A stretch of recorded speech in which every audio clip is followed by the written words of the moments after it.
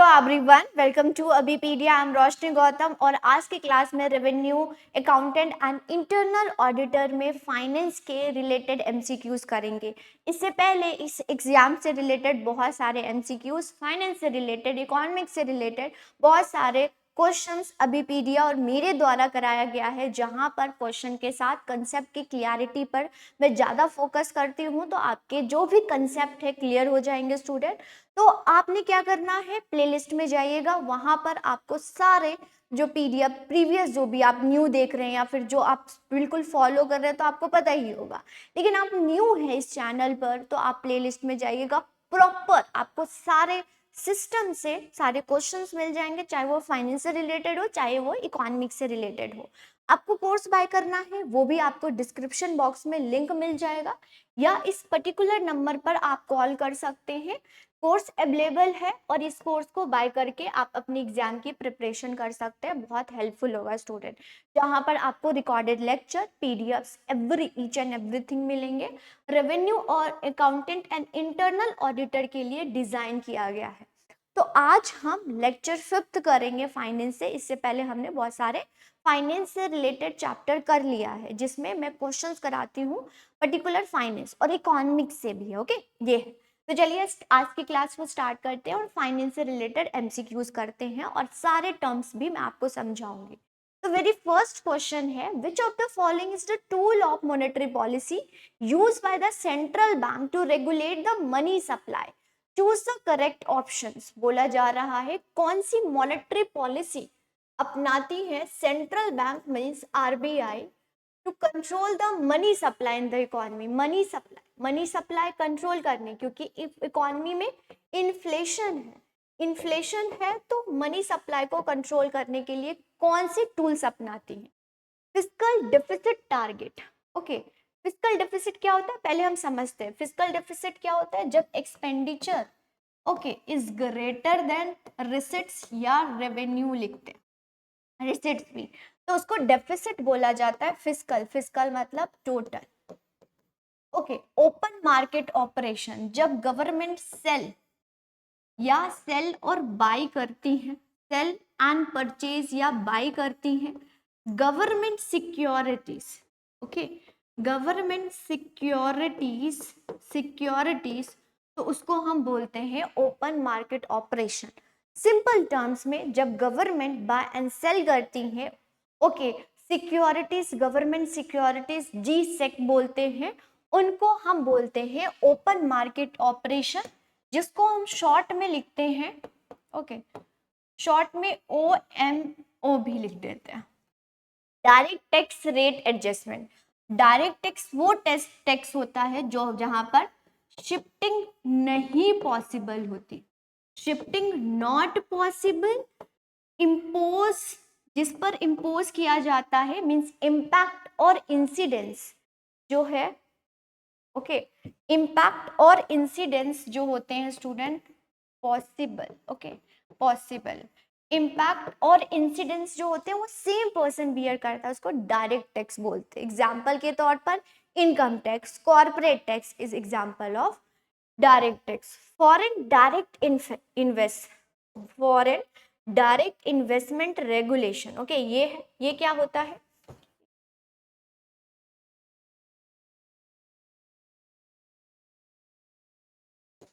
ठीक है,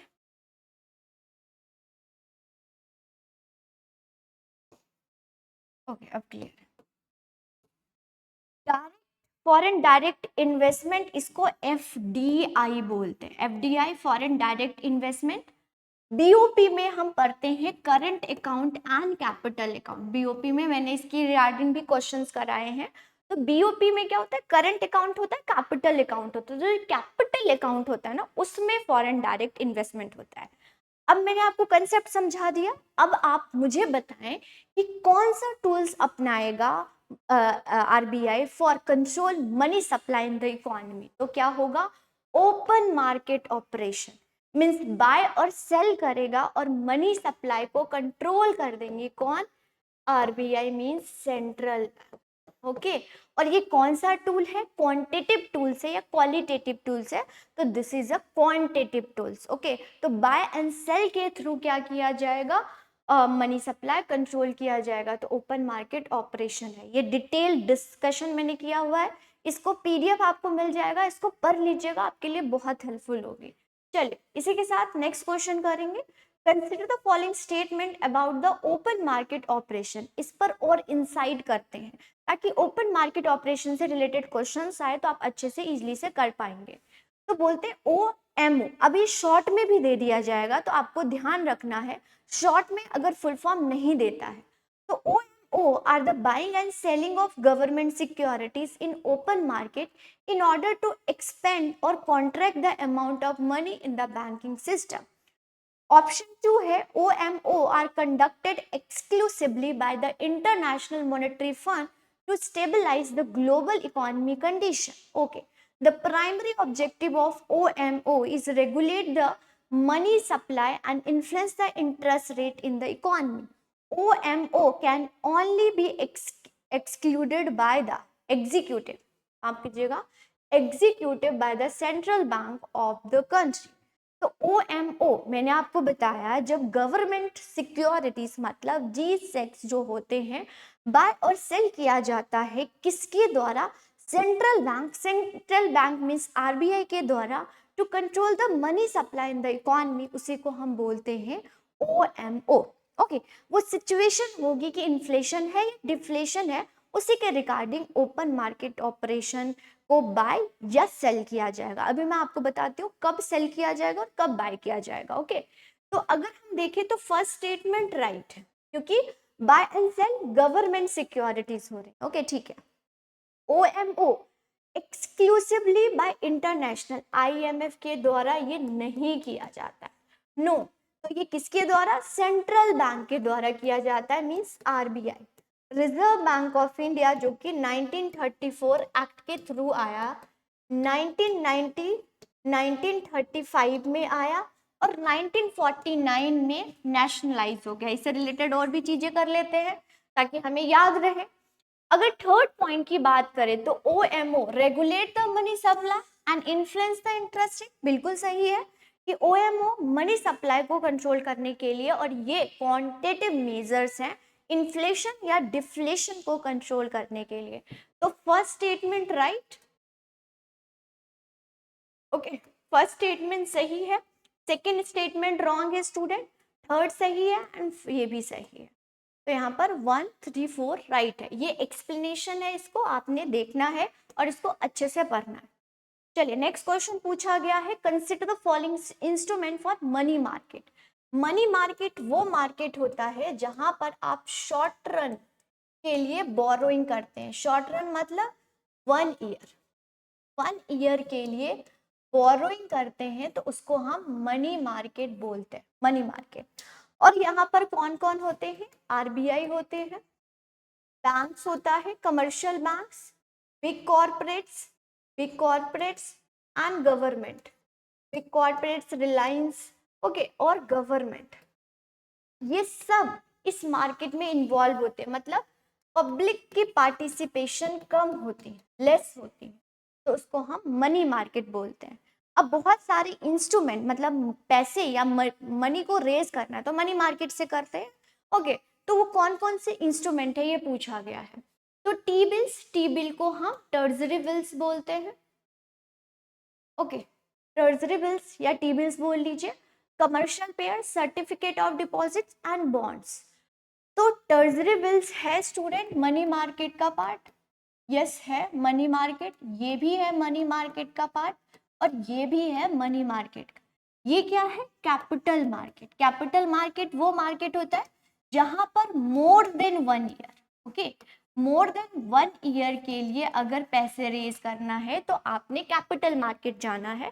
capital market में बॉन्ड्स, शेयर्स, डिवेंचर्स ये सारे होते हैं। ओके ये टी बिल्स की बात करें तो ये शॉर्ट रन इंस्ट्रूमेंट है, शॉर्ट रन, ये भी शॉर्ट रन है और ये भी शॉर्ट रन। टी बिल्स को RBI के द्वारा on the behalf of government issue करती है, RBI इशू करता है on the behalf of government. ये 3 टाइप्स के होते हैं। कमर्शियल पेपर जो बिग कॉर्पोरेट्स हैं, बिग कॉर्पोरेट, उनको अगर पैसे चाहिए तो वो करते हैं कमर्शियल पेपर का use. Certificate of deposits, bank, bank को अगर मनी चाहिए तो वो सर्टिफिकेट ऑफ डिपॉजिट के थ्रू पैसे रेज करते हैं। इसको और डिटेल में करते हैं स्टूडेंट। सबसे पहले हम टी बिल्स देखते हैं। टी बिल्स को ट्रेजरी बिल भी किया जाता है। ये बेसिकली 3 टाइप्स का होता है। 4 टाइप मतलब 14 डेज का होता था, अब नहीं है। ओके, इसको नोट करेंगे। 3 टाइप्स मतलब 91 डेज का होता है, इसको डबल करेंगे तो 182, इसको डबल करेंगे तो 364 डेज का। एंड 14 डेज वाला डिसकंटिन्यू कर दिया गया, वो है नहीं। ठीक है, तो ये गवर्नमेंट, इस अवर गवर्नमेंट को मनी रेज करना है, पैसा रेज करना है, तो टी बिल के थ्रू करते हैं। इसको जीरो कूपन बॉन्ड्स भी बोला जाता है। क्यों बोला जाता है कि जीरो रेट ऑफ इंटरेस्ट इस पर दिया जाता है? क्यों? क्योंकि ये डिस्काउंट रेट पर इशू किया जाता है। आरबीआई करता है, बट कौन, किसके बिहाफ पर? गवर्नमेंट के बिहाफ पर। जीरो कूपन बॉन्ड याद रखिएगा, zero coupon bonds means zero rate of interest. क्यों? क्योंकि ये डिस्काउंट रेट पर इशू होता है, तो इसको टी बिल्स बोलते हैं, राइट। ये और कमर्शियल पेपर लाया गया था 1990 को। तो जितने भी कंपनीज हैं या फाइनेंशियल एंटिटीज हैं, ओके, कंपनीज बिग, जिसका नॉट लेस देन नेटवर्थ, याद रखिएगा 4 करोड़, अगर कोई भी कंपनी है और उसकी नेटवर्थ 4 करोड़ से कम नहीं है तो कमर्शियल पेपर के थ्रू पैसे रेज कर सकती हैं। ओके, ये किसके डिनोमिनेशन में आता है? मीन्स कितने मल्टीपल्स में इशू किया जा सकता है कमर्शियल पेपर? 5 लाख और 5 लाख के मल्टीपल्स में। ओके, 5 लाख के multiples means 5, 10, 15, 20 like that. Okay, तो ये है। मिनिमम क्या होता है? 7 डेज। अगर मैं शॉर्ट रन मतलब कि मनी मार्केट की बात करूं स्टूडेंट, तो मिनिमम 7 डेज और मैक्सिमम 1 ईयर ही होता है। तो कमर्शियल पेपर भी मिनिमम 7 डेज और मैक्सिमम मेच्योरिटी पीरियड मीन्स इस दिन तक आपको मिलेगा, दैट इज 1 ईयर। कब लाया गया था? ये 1990 में लाया गया था। एंड बिग कॉर्पोरेट्स को मनी रेज करना है, बट उसका नेटवर्थ 4 करोड़ से कम नहीं होना चाहिए।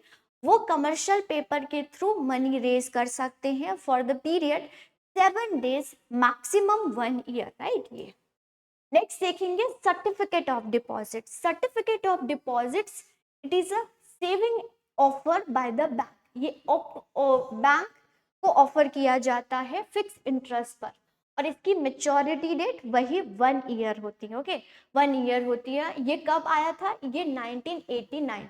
ये बैंक्स इशू करती हैं, बैंक्स लेती हैं। ओके, ये है। तो बैंक्स के द्वारा सर्टिफिकेट ऑफ डिपॉजिट लिया जाता है। बॉन्ड्स, बॉन्ड्स जो है वो कैपिटल मार्केट का इंस्ट्रूमेंट है। बॉन्ड्स मतलब कि अगर हम देखें कोई भी कंपनीज और कोई भी गवर्नमेंट है, अगर लॉन्ग टर्म के लिए पैसे रेज करनी है, पैसे रेज करनी है चाहे कंपनी या गवर्नमेंट, नॉर्मली आप देखेंगे इंडिया में जो बॉन्ड है वो इशू करते हैं गवर्नमेंट। जैसे कि एग्जांपल के तौर पर बताऊं, sovereign gold bond, sovereign bond, sovereign green bonds, okay, sovereign electoral bonds, आप लोगों ने सुना होगा कि अभी इसको हटा दिया गया है, इलेक्टोरल। तो नॉर्मली बॉन्ड इशू गवर्नमेंट के द्वारा किया जाता है, बट कंपनी भी कर सकते हैं फिक्स रेट ऑफ इंटरेस्ट पर।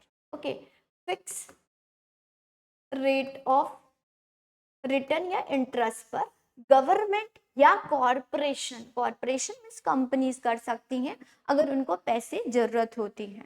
तो ऐसे सॉवरेन, अगर हम नॉर्मली देखें तो इंडिया में कौन कौन से sovereign bonds, gilt edge market हो गया, इन सब के बारे में भी डिटेल में आपको बताऊंगी कभी ना कभी। तो ये सारे होते हैं, बॉन्ड इशू किया जाता है, और ये मार्केट, कैपिटल मार्केट का है, क्योंकि ये लॉन्ग टर्म के लिए अगर पैसे रेज करना है तो बॉन्ड लेंगे। Bond is a part of capital market. तो आंसर आपको पता चल गया कौन सा मनी मार्केट का इंस्ट्रूमेंट नहीं है। ओके, कौन सा मनी मार्केट का इंस्ट्रूमेंट नहीं है? वो है बॉन्ड। बॉन्ड क्या है? कैपिटल मार्केट का इंस्ट्रूमेंट। ओके, चल नेक्स्ट क्वेश्चन पर इसी के साथ मूव करेंगे।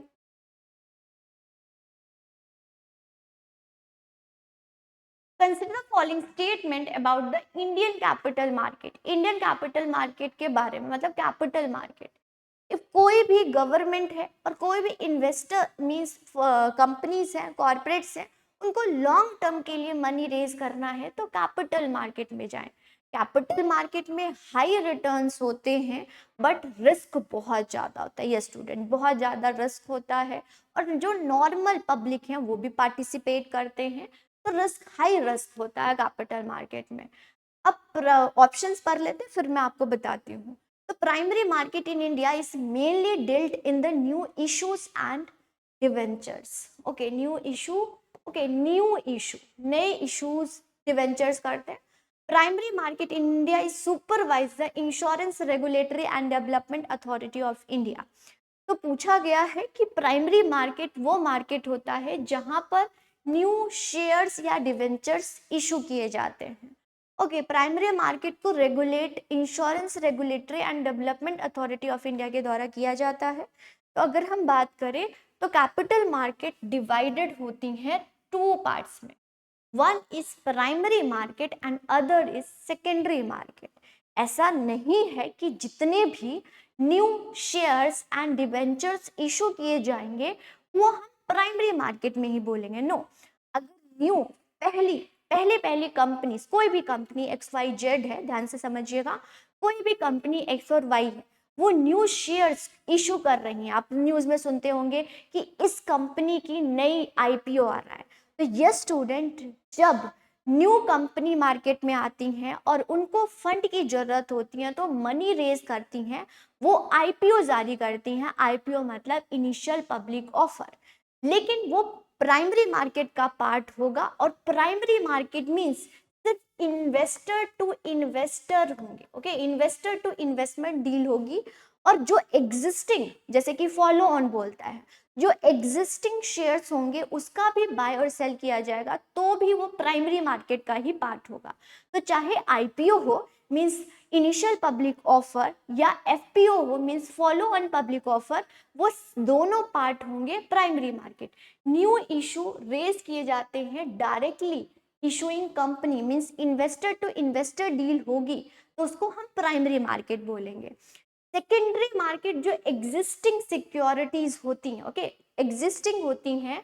मान लीजिए कि A कंपनी ने कोई शेयर इशू किया और B ने खरीद लिया। ध्यान से समझिएगा, A कंपनी ने शेयर इशू किया और B ने खरीद लिया। अब B को किसी C को बेचना है ना, जो ऑलरेडी है, मतलब B के पास ऑलरेडी शेयर है किस कंपनी का, A कंपनी का।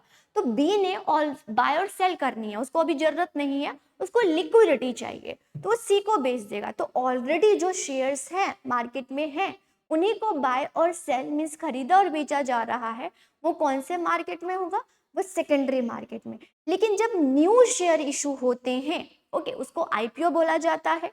और सेम कंपनी जो पहले इशू कर चुकी हैं और दोबारा शेयर इशू करती हैं तो उसको हम फॉलो ऑन पब्लिक ऑफर मतलब FPO बोलते हैं। लेकिन जो IPO है और FPO है दोनों किसका पार्ट होगा, प्राइमरी मार्केट का। लेकिन जब जो नॉर्मल पब्लिक है वो बाय और सेल कर रही है तो सेकेंडरी मार्केट में। चाहे प्राइमरी मार्केट हो चाहे सेकेंडरी मार्केट हो, दोनों को मीन्स कैपिटल मार्केट को रेगुलेट कौन करेगा, SEBI. SEBI means security exchange board of India, जो कि 1992 में आया था। Okay, statutory body. तो primary market in India deal in new issue and debenture.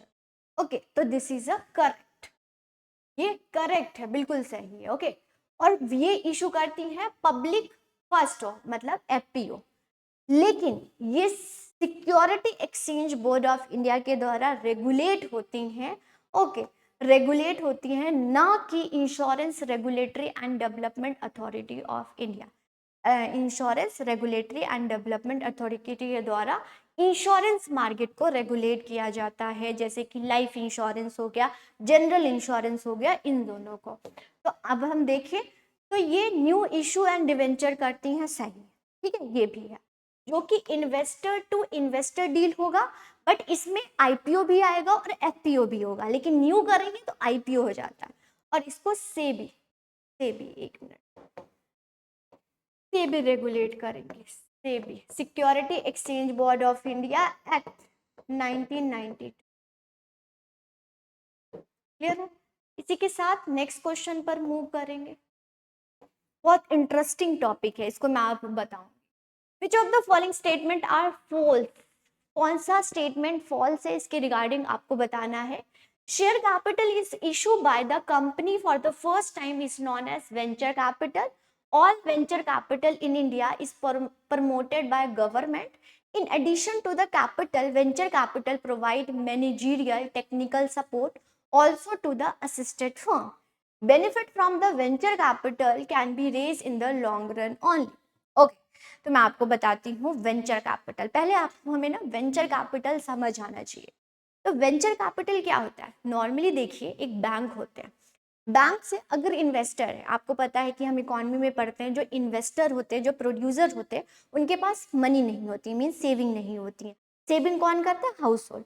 तो एक इन्वेस्टर को मनी की जरूरत होती है। अब normal bank, okay, normal bank तो लोन दे देते हैं, लेकिन अगर कोई स्टार्टअप कंपनी है जिसके पास सिर्फ आइडिया है, सिर्फ आपको आइडिया सोचकर बैंक लोन नहीं देगा। तो होता ये है स्टूडेंट, तो जितनी भी स्टार्टअप कंपनीज हैं वो बैंक के पास जाती हैं तो उनको लोन नहीं मिलता है। तो इसी पर एक नया कंसेप्ट आया, that is venture capital. Venture capital कोई भी हो सकता है, बैंक भी हो सकते हैं, कोई एक इंडिविजुअल एंटिटी भी हो सकता है, कोई भी हो सकता है। मीन्स वो आपके आइडियाज पर, आपकी इनोवेटिव मीन्स स्टार्टअप को सुनेगा और उसको लगेगा कि यस, आपके आइडिया में कोई फ्यूचर ग्रोथ, फ्यूचर में रिटर्न आ सकता है, तो वो फंड रेज मतलब फंड देती हैं स्टार्टअप कंपनीज को, उन्हीं को हम वेंचर कैपिटल बोलते हैं, राइट। स्टार्टअप के लिए लोन देती हैं कोई भी हो सकती है, वो बैंक भी हो सकता है, इंडिविजुअल कंपनीज भी हो सकती है, कोई भी हो सकता है, उसको हम वेंचर कैपिटल बोलते हैं, ठीक है। वेंचर कैपिटल, इसको एक यहाँ पर शायद भूल गई। तो वो क्या होती है? अब वो क्या होती है? फर्स्ट टाइम, जरूरी नहीं है फर्स्ट टाइम अगर आपको करना है उसको हम venture capital, no, venture capital startup के लिए लोन देती है तो उसी को हम वेंचर कैपिटल बोलते हैं। फर्स्ट टाइम जो इशू करते हैं उसको हम आईपीओ बोलते हैं। लेकिन ये नहीं है कि जो भी वेंचर कैपिटल होंगी उसको गवर्नमेंट प्रमोट करेंगे, नो, ये प्राइवेटली ऑन्ड हो सकती हैं, कोई भी हो सकता है, बट अगर उसके पास पैसा है बट आइडिया नहीं है, और किसी के पास आइडिया है बस पैसा नहीं है, तो दोनों मिलके एक इन्वेस्टमेंट कर सकते हैं, उन्हीं को हम venture capital means normal layman language में देखें तो आपके स्टार्टअप के लिए लोन जो देते हैं उनको वेंचर कैपिटल बोलते हैं। प्राइवेटली ऑन्ड हो सकते हैं।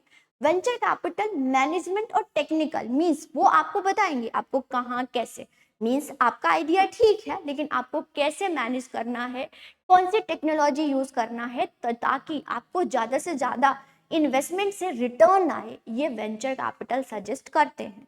यस, ये लॉन्ग टर्म के लिए लॉन्ग टर्म बेनिफिट देता है ये, ओके। तो जो आपका फोर्थ स्टेटमेंट है वो सही है, तो ये गलत हो जाता है, ये भी गलत हो जाता है, ये सही है, ओके, ये सही है। लॉन्ग टर्म के लिए रेज की जाती है, लॉन्ग टर्म के लिए, और रिटर्न इसका बेनिफिट भी क्या होता है? लॉन्ग टर्म के लिए होता है। चलिए इसी के साथ नेक्स्ट क्वेश्चन पर मूव करेंगे। विच of the following is not the feature of capital market? Capital market का कौन सा फीचर नहीं है? तो capital market is a long term financial asset. Maturity period is beyond 6 months. Regulated by SEBI, more than one of the above and none of the above. Correct. तो अगर हम बात करें, हाँ, तो कैपिटल मार्केट है लॉन्ग टर्म। लॉन्ग टर्म होता है लॉन्ग रन, लॉन्ग रन मतलब more than 1 year, more than 1 year. Clear है स्टूडेंट? यहाँ पर हाई रिस्क होता है, हाई रिटर्न भी आते हैं, हाई रिटर्न्स भी आता है, high returns high risk long, तो ये सही है। ये गलत है क्योंकि ये तो मनी मार्केट का पार्ट है, ओके। सेबी के द्वारा रेगुलेट किया जाता है, security exchange board of India, बिल्कुल सही है। तो more than one of the above correct. तो कैपिटल मार्केट लॉन्ग टर्म है, ये 6 गलत है, regulated by more than above is correct, okay. ये नेक्स्ट क्वेश्चन करेंगे, स्टॉक एक्सचेंज। स्टॉक एक्सचेंज जहां पर जिनको बाय और सेल करना है वो रजिस्टर होते हैं, जितनी कंपनीज फंड रेज करना है, ओके, तो वो रजिस्टर होते हैं कहाँ पर, स्टॉक एक्सचेंज। इंडिया का दो स्टॉक मार्केट बहुत ज़्यादा फेमस है, दैट इज एनएससी और BSc, Bombay stock exchange, national stock exchange. Okay, तो इसके रिगार्डिंग क्वेश्चन है, देख लेते हैं। नेशनल स्टॉक एक्सचेंज NYSE होता है, न्यूयॉर्क स्टॉक एक्सचेंज निफ्टी होता है, बॉम्बे स्टॉक एक्सचेंज सेंसेक्स होता है। क्या होता है, तो कौन सा करेक्ट है, तो बॉम्बे स्टॉक एक्सचेंज सेंसेक्स होता है। इसको सेंसिटिव इंडेक्स भी बोलते हैं। टॉप 30, वैसे तो रजिस्टर्ड बहुत सारी होती हैं, लेकिन टॉप 30 कंपनीज के प्राइस को दिखाता है, टॉप 30 कंपनीज के प्राइस के इंडेक्स को दिखाता है कौन, बीएससी। बीएससी उसको बोलते हैं बॉम्बे स्टॉक एक्सचेंज, और ये सेंसेक्स को दिखाता है, जो प्राइस दिखाता है उसको सेंसेक्स बोलते हैं। वही national stock exchange means NSC, दूसरा इंडियन स्टॉक मार्केट है, ये निफ्टी दिखाता है, means top 50 company price index को दिखाता है, उसको हम एनएससी बोलते हैं, national stock exchange. New York stock exchange ये है NYSE, अमेरिका का ये, ठीक है, तो ये है। तो बॉम्बे स्टॉक एक्सचेंज 30 कंपनीज को दिखाता है, और ये क्या है, सेंसेक्स। नेशनल स्टॉक एक्सचेंज 50, ऐसे याद रखिएगा, निफ्टी 50, ओके, ये है, दिखाता है, ये होता है। ये S&P 500 को दिखाता है, ये अमेरिका में है। तो न्यूयॉर्क स्टॉक एक्सचेंज, ये पूछ लिया जाता है कौन से कंट्री का स्टॉक एक्सचेंज मार्केट है। तो इसी पर हमने फाइनेंस के एमसीक्यूज कर लिया। होप आप सभी को अच्छे से समझ आया होगा स्टूडेंट। तो आज की क्लास को हम यहीं पर एंड करते हैं। जो भी डाउट होता है, कोई भी सजेशन होता है, कमेंट सेक्शन में जरूर लिखिए स्टूडेंट। नेक्स्ट क्लास में मिलूंगी, और कोर्स परचेज करने के लिए दिए हुए लिंक होंगे आपके पास, आप लिंक पर जा सकते हैं, या जो मैंने आपको जो नंबर दिखाया है उस पर भी आप कॉल कर सकते हैं हमें, राइट, कॉल कर सकते हैं। कोई भी डाउट होता है आप कमेंट सेक्शन में हमसे इसके रिगार्डिंग पूछ सकते हैं। इसको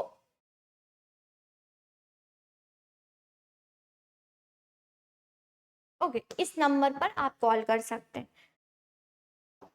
इस नंबर पर आप कॉल कर सकते हैं। फिर स्टूडेंट, तो आज की क्लास को यहीं पर एंड करते हैं। Thank you.